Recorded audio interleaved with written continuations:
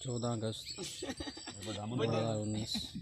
ਵੱਡੇ ਦੀ ਖਾਣੇ ਕਿਤੇ ਤੇ ਗੱਦਮ ਭੁਆ ਕੇ ਵੇਖਿਆ ਕਮੈਂਟਰੀ ਹੋ ਰਹੀ ਹੈ ਚੁੱਪ ਕਰ ਦਿਓ 14 ਅਗਸਤ ਦੀ ਕਮੈਂਟਰੀ ਸ਼ੁਰੂ ਹੋਈ ਹੈ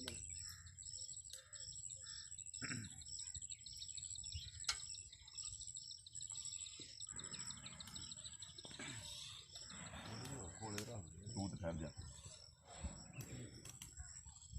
ਕੁੱਤੀ ਆ ਕੇ ਰੱਖੂਗੀ ਸ਼ਾਇਦ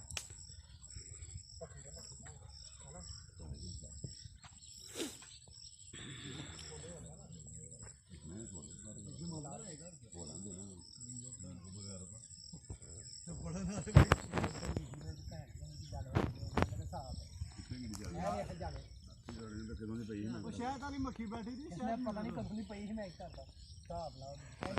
ਦੂਸਰੀ ਸੀ ਨਾ ਜਿਹੜੀ ਰਾਤ ਲਈ ਵੜਕਾਂ ਦਾ ਛੋਟੇ ਲੈ ਚਲੀ ਮੈਂ ਛੋਟੇ ਲੈਂਦੀ ਕੱਢ ਕੇ